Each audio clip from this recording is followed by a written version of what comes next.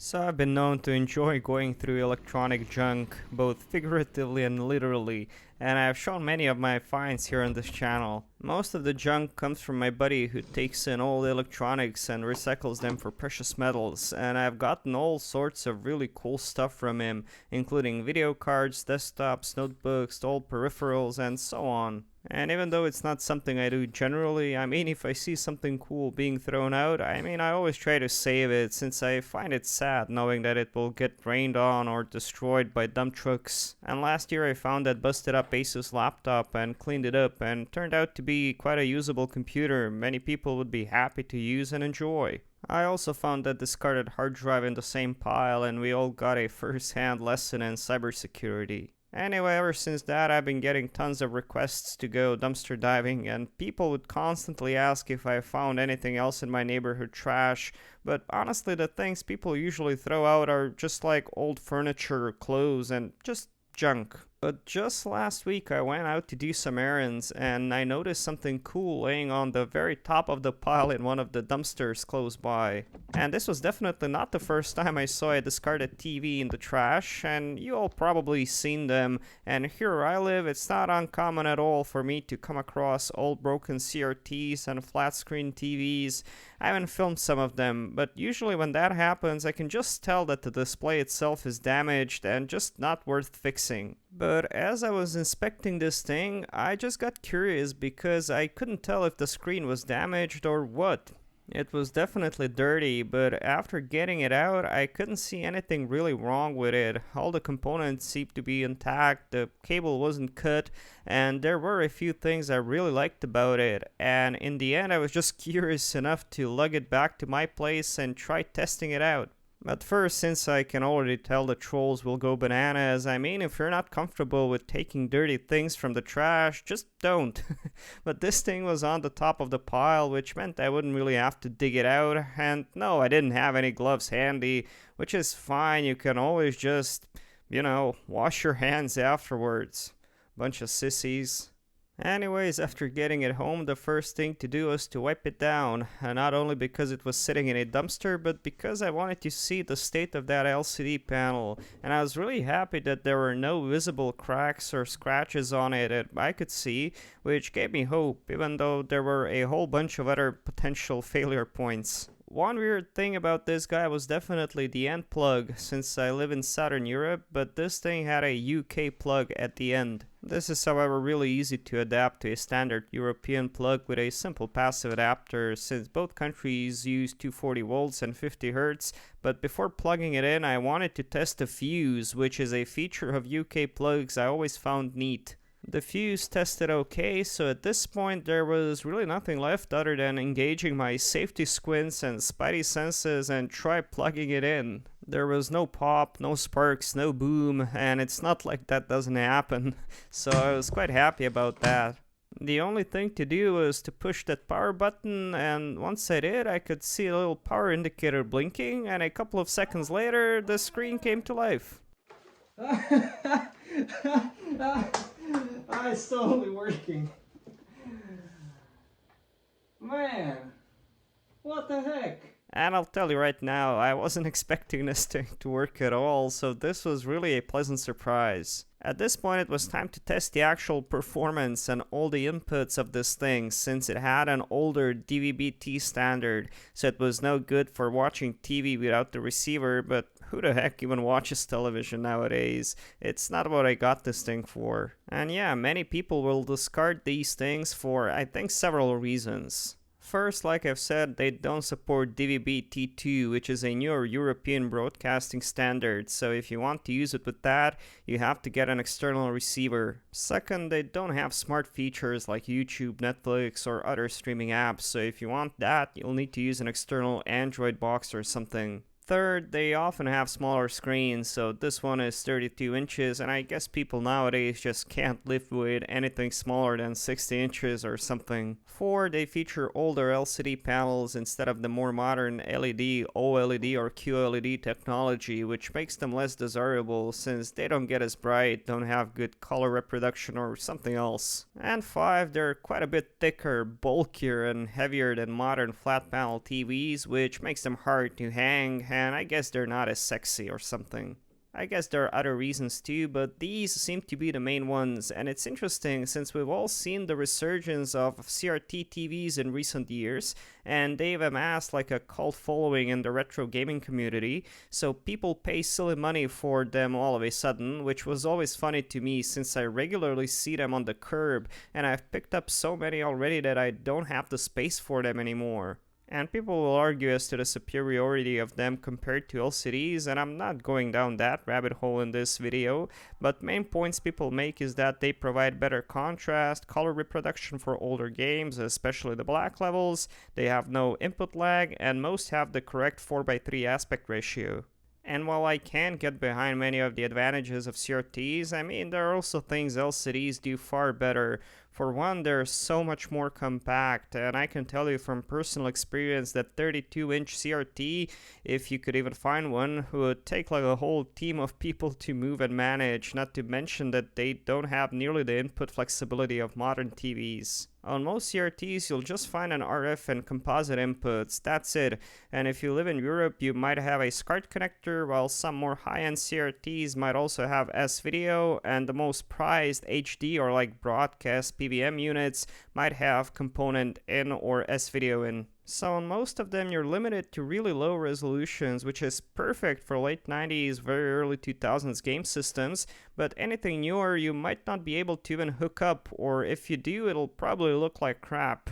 And this is where I feel these mid to late 2000s LCD TVs come in real handy, since if you go look for a new TV nowadays besides HDMI, chances are you will find no other video input options. I was actually asking around some of the local stores since I was on the lookout for a new TV, and every one of the employees there would give me a funny look when I'd ask about SCART, component, or composite, like I was insane for even assuming TVs would have those nowadays. But I did end up buying a random TV I needed for something, and it turned out it actually had a freaking composite input, so go figure. I guess there are some older style TVs that still retain that feature. But what all that means nowadays is that you're limited to using converters and upscalers if you want to use, say, an older console with your modern TV, which in my experience really gives a horrible result, at least if you're using a cheap device and not paying some serious money for some sort of an active solution. So all that being said, let us now go back to my trash big gem and turn it around to check the video inputs.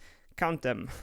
We have, as expected, two standard HDMI sockets for that advertised HD feature, along with component video, also meant for high definition. But then we have two SCART sockets, and if you're not from Europe, you might not be familiar with these, but basically they're really cool since they can carry composite, RGB, S-Video, and in some cases even high definition component signal, all in this one connector, so it supports a wide variety of resolutions, and you can use various simple adapters and cables to get the standard your console or device needs. But that's not all, since over on this side we also find the standard AV composite inputs, and finally an S-Video port.